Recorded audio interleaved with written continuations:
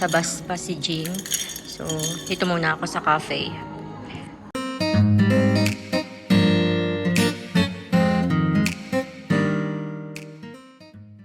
Annyeong chigadol! Nasa loob ako ng apartment, kaya mahirap ko magsalita ng malakas. Grabe yung echo sa sa apartment na to. I mean, dito sa corridor, yung echo niya. Pag-ahatsin na lang ako dito, ang lakas-lakas.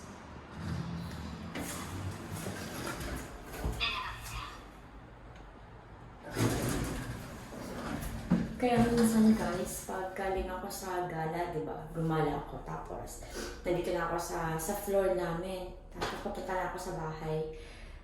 Pag may sipon ako, di pa nakahatching, ganyan. Alam na agad ni Mr. Ducks na ako yon kasi nga, madalas talaga ako yung bumabahin dito sa amin. Ako yung may pinakamalakas na bahin. Pero wala pa akong naririnig na parang nakatira dito na alam mo yun, na may dumadaan tapos humahatching. So, madalas ako lang talaga. Kaya, alam ni Mr. Ducks na dumating na ako. Pagaling ako sa gala. Tapos may narinig siyang bahin. Ako na yun. Ganda ng weather. Alam mo, gandang-ganda ako guys sa tanim na to. Tingnan mo. Kasi di ba ayan ang ganda niya. Tapos may flower siya dito. Ayan ang ganda niya. First time ko makita na may bunga to. Ang ganda Ito ang dami. Tapos may mga flower pa dito na iba. Ganda ng weather. Ramdam na ramdam talaga guys yung summer. Pero bago uminit, kagaya nga ng lagi kong sinishare, bago uminit ng sobra-sobra, uulan muna. Yung parang siya, ang tawag doon? Ang tawag dito is Jangma. Monsoon season ata pag English. Dito sa Korea, tawag is Jangma. Siguro mga 2 weeks na uulan. Nang tuloy-tuloy yan. Hindi yan ganun kalakas, pero maulan talaga. Tapos after noon, ayan na. Tuloy-tuloy na yung sobrang init na panahon. Sana pag dumating yung Jangma, hindi siya yung tipong sana wala kaming tour. Hindi sana matakon sa tour namin kasi kawawa naman yung aming mga customer kung uulan bigla. Nang suot kong shoes, ayan, 'di ba? Bigay yan sa akin ng friend ko, Marites po. Ayan, thank you so much. Binili niya to sa Malaysia. Tapos nung nagkita kami sa Thailand, binigay niya sa akin. Bali, meron siyang slipper na binili talaga para sa akin sa sa Indonesia, sa Malaysia. Dapat bibilhan din niya ako ng ganito talaga. Kaso yung size ko kasi is maliit lang yung size ko. Nasa 230, 225 to 230. Yung kanya 240. Ito 240 to. 240. Tapos yung 230 wala. Iniisip ko baka masyadong malaki sa akin yung 240. Pero, ayan, kumasya siya. Isabihin, yung 230, kung yun ang nabili namin, malit sa akin. Ang hirap talaga bumili ng mga sandals or shoes, lalo na pag nasa ibang bansa ka. Kasi, minsan yung sizes talaga, naiiba-iba. Kaya, ayan, binigay niya to sa akin, yung sa kanya talaga, binigay niya sa akin kasi daw, pupunta din naman daw siya ng Malaysia. So, bibili lang siya ng para sa kanya ulit. Thank you so much!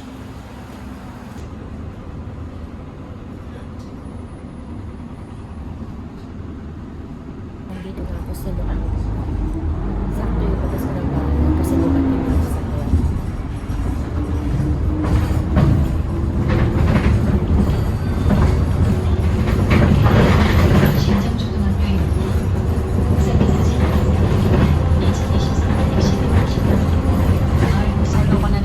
kaya.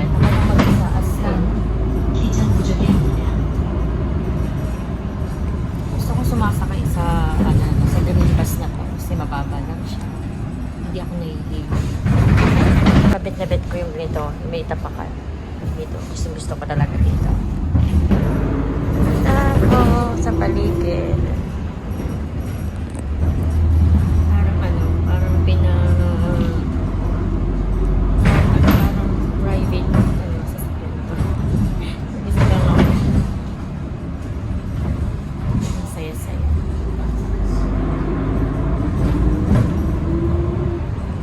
Nandito na ako guys sa aming pagtatagpuan ng aking mga friends, aking mga sisters in Christ. Okay lang ako, pupunta doon. Chill-chill lang kasi 11 AM yung aming usapan at ngayon ay mga nasa 10:30 pa lang naman. Diba? Sobrang aga ko. Ganun talaga. Ganun talaga minsan. Ayoko kasi talaga ng nalilate ako. Kinakabahan ako, di ako mapakali sa bus. Pag feeling ko malilate ako. Nahihiya ako dun sa mga kamitap ko. Mas mas willing akong mag-antay kesa yung ako yung aantayin.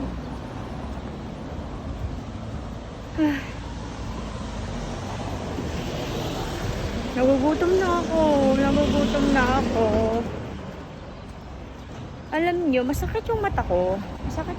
Kasi kagabi, di ba patulog na? Eh nag-check ako ng ng reels. Tingin ako sa reels. Tapos may dumaan na video nung, alam mo yun, yung mga bata sa Africa. Basta yung gano'n, yung part ng bansa na yun. Yung grabe yung paghihirap nila, mga bata pa lang sila todo kayod na parang sa Pilipinas, di ba? Pero may part talaga sa bandang Africa na grabe yung hirap. Ganyan. So, nakita ko yung video. Tapos yung bata is parang may tumutulong, yung vlogger, di ba? Tinutulungan siya. Yung damit niya ang dumi-dumi. Tapos yung buhok niya hindi pa naman ganun kakapal, pero pinagupitan siya ng vlogger. Tapos ginupitan pa lang yun yung mukha ng bata. Alam mo, sobrang thankful na niya, sobrang blessed na niya. Umiyak siya. Tapos dinala siya nung vlogger na yon sa damitan. Binilhan siya. So ayun, iyak na siya ng iyak. Tapos pa yung bata. Parang alam mo yun, yung parang talagang sobrang thankful is parang ewan ko, parang dumapa pa siya. Parang yun siguro yung way nila ng pagpapakita ng pasasalamat talaga. So dumapa yung bata. Tapos pinapatayo siya nung vlogger. So iyak na iyak ng bata, diba? Doon pa lang iyak na ako ng iyak din. Tapos ang next naman, binilhan nung vlogger yung bata nung isang bagay na gusto nung bata na makuha niya para magamit ng bata sa paghahanap buhay. So doon, sobrang lalong iyak niya. As in, yung parang hindi na niya kinakaya yung lahat ng blessing na tinatanggap niya sa araw na yun. As in, sumisikip na yung puso niya. Alam mo yun, basta ganun, iyak na iyak talaga ako sa video na yun. Tapos yung last is umuwi hinatid nung vlogger yung bata doon sa bahay nila. Nakita nung vlogger yung mama nung bata. Tapos yung mama naman is umiyak din ng umiyak. Ipinag-pray yung vlogger. So yun, lalo akong umiyak. Kaya yung yung mata ko, ang sakit. Dahil kakaiyak ko kagabi. Yung patulog ka na, umiyak pa ako tuloy. Kaya yun, masakit yung mata ko ngayon. Kakaloka. Sabi ko kagabi, sana hindi sumakit yung mata ko. Pero ayun, sumakit pa din. Ito na ako guys. Amoy na amoy ko na yung bango ng dagat. Amoy tahong. Ang tahong ni Carla. Charot.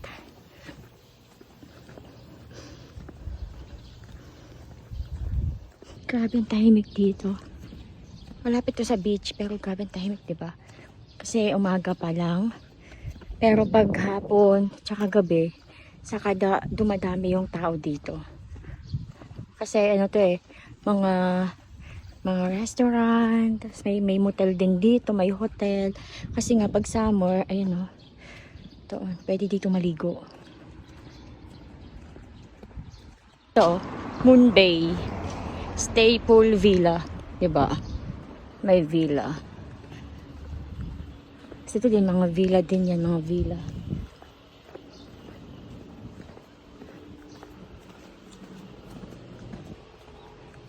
Ayan. apartments.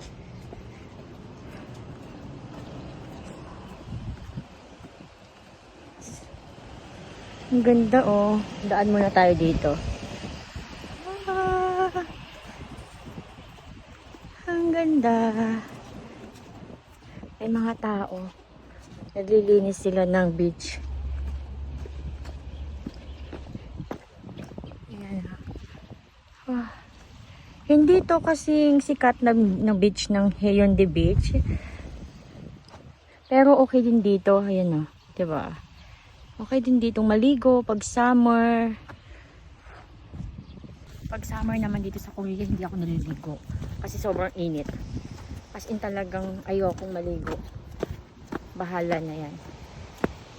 Hindi ako gumagala pag summer. Kaya yung mga, kunyari, di ba may sapatos ako, ganyan na pang summer, hindi ko nagagamit.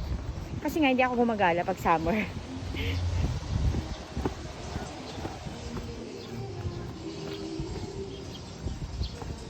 May tugtog ah. Nandito na ako sa cafe, La Mare. Ayan. Meron doon sa labas, pwede pag tumambay sa labas pag hindi mainit, pwede tumambay dyan. Part pa din yan ng cafe na to. Tapos sa taas nito, meron din pong ano siya, meron din siyang restaurant. And wait ko lang yung mga ano ko, yung mga aking mga friend bago ako umorder. Kasi syempre diba, order kami na tag-iisa tapos share na din yun. Maganda dito kasi may pasta, may pizza, tapos kung gusto mo ng bread, meron na din. So maganda, sobrang ano siya, 2-in-1 na siya. Hindi na kailangan lumipat ng ano, ng ibang cafe, diba? Pero kung gusto ng cake, wala silang cake, ang nakikita ko lang is bread. Meron naman dito na to some place, so pwede kami lumipat doon kung gusto ng cake, diba? Wala pa masyadong tao ngayon. Sa bagay, ano ngayon eh, weekdays, so wala masyadong pupunta, tsaka sobrang aga pa. 10:42 pa lang, so kadalasan is kakain talaga ng lunch bago pumunta dito. Sana hindi ako palabasin, so wala pa akong in-order. Wait lang naman po, diba? Wait lang. Huwag nila akong i-judge. Hello guys! Good afternoon. Bale, dugtong lang to doon sa gala ko nung Tuesday, di ba? And ganito pa din suot ko, kaya akala mo isang araw lang. Pero hindi po, magkaibang araw po ito na sinut. Hindi kasi ako nakapagpaalam doon sa last na video ko, di ba? Nagumala ako. Tapos hindi na din ako nag-video kasi yung gala namin na yon, yung meet up namin na yun ng mga sisters in Christ ko is fellowship siya. Tapos na-enjoy agad yung kwentuhan. Once a month din yon, plano namin. Once a month din kami magkikita-kita. So, ayun. Pero every Tuesday, mayroon kaming Bible study sa Messenger. So, pag nagkikita-kita kami, ang dami namin mga kwento, ganyan. Kaya nakalimutan ko na talagang mag-video, diba? Kahit yung pagkain, hindi ko na na-videohan. So, pasensya naman kung medyo bitin ang vlog ko nung nakaraan. Kaya ngayon ay tatapusin natin. I mean, dudugtungan ko lang. On the way ako ngayon, papunta sa trabaho ni Jim Park, sa mga nakakakilala sa kanya. Kasi pag Tuesday and Thursday, dito nagtatrabaho si Jim Park sa area namin.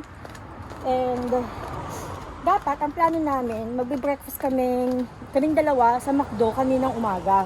Ang problema, itong si Mr. Dax, sabi niya, busy daw kami today. So, hindi ako pwedeng magtagal sa labas.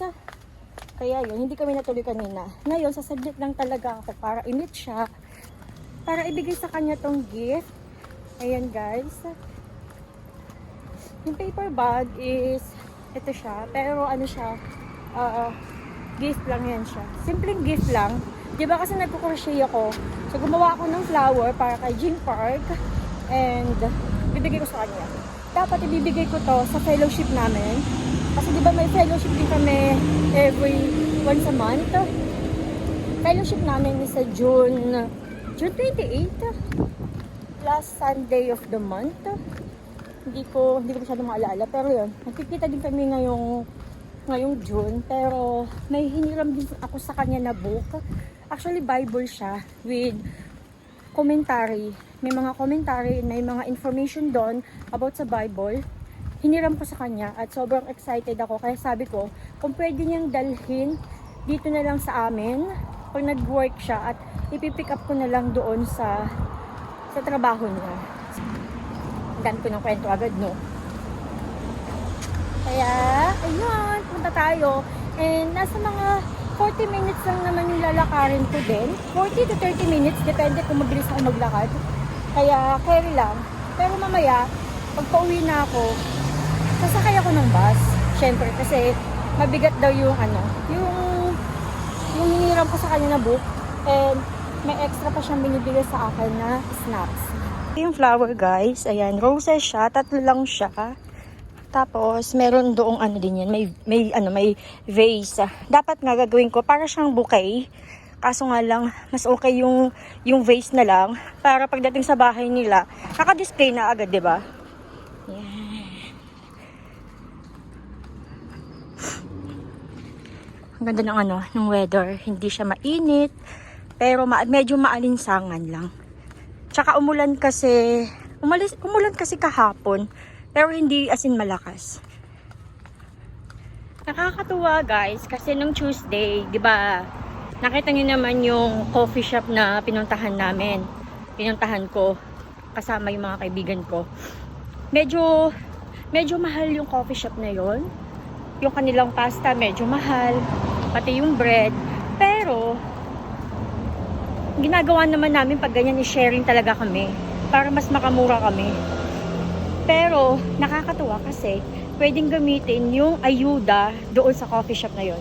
Kaya kahit pa paano, na-enjoy namin yung aming food. Kasi nga, ayuda yung ginamit namin. Thank you, ayuda! May pa-ayuda ang Korea dahil nga tumaas yung gasolina dito. And hindi lang naman Korea. Syempre, pati yung ibang bansa, diba? Pero ang Korea, nagbigay sila ng support para sa mga gaya namin, mga simple lang ang buhay dito.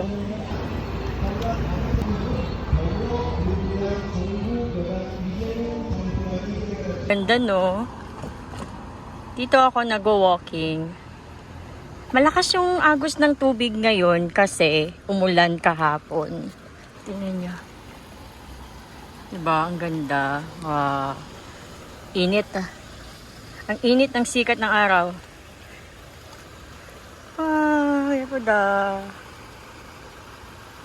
Isa sa favorite food ko dito sa Korea ay daejeonggukbap. Veggie pork. Basta pork siya, tapos may soup. Ang sarap ng sabaw. May kanin din syempre. Masarap siya. Pinaka-favorite. Isa sa mga favorite ko. At isa siya sa mga delicacies dito sa Busan. Pag pumunta kayo ng Busan, kailangan kainin yung daejeonggukbap dito. Yes. As dito yung Burger King. Dito kami kumakain ni Mr. Dax ng burger pag meron silang promo. Tsaan. Medyo malayo din sa bahay namin. Pero nilalakad lang namin dito para nakaka-exercise kami. Medyo malapit na ako at pinagpapawisan na ako. Kanina, iniisip ko baka pwedeng pag-uwi ko ng bahay is mag-walking pa din ako. Pero as of now, sa na-experience ko na pinagpapawisan ako, pati yung kilikili ko, so pasakay nilang talaga ako. Kailangan ko nilang talagang sumakay. Huwag nang ipilit. At medyo nagugutom din ako kasi hindi ako nag-almusal. Actually, hindi pa kami nag-aalmusal ni Mr. Dax. Kanina pagising ko, maligamgam na tubig lang ako. Tapos, wala na, yun na. Everyday, yun yung ginagawa ko. Maligamgam na tubig kasi advice siya sa akin, no. Kakilala ko na nag-work sa hospital. And, yun nga daw yung ginawa din niya. Kasi, dati, di ba, madalas ako na food poison. So, sabi niya, maganda daw pag umiinom ng maligamgam sa umaga. Kasi, yung kinain mo kahapon ay mailalabas mo siya, makakadumi ka talaga. So, ganun ako. Pag kumakain ako, kunyari, kakain ako mamaya ng lunch, ayan, Asahan mo yan. Siguro mga 20 minutes, 30 minutes, magpupup na ako. Ganun siya. Wah, ang init. Ang ginit. Masyado ako maaga dumating, guys. Tabas pa si Jing. So, dito muna ako sa cafe. Ang ganda ng cafe na to. Very relaxing. Malaki siya. Nadaanan ko lang to pag pumupunta kami sa ano. Yung parang barangay sa Pilipinas. Di ba yung barangay? Kukuha ka ng mga kung ano-anong something sa barangay. Dito din banda yung barangay. So, nadadaanan ko lang yung cafe na to. And, ngayon lang ako pumasok kasi nga, kailangan ko mag-antay kay Jim. Sobrang init na ako. Grabe yung init. Kaya umorder muna ako ng Americano. Medyo mahal ng mga Americano nila kasi 4,500. Sa iba, kadalasan yung ganito is ano siya, mga nasa 2,000, 2,001 na siya. So medyo pricey sila. No choice. Para wala akong pagtatambayan. At nauuhon talaga ako.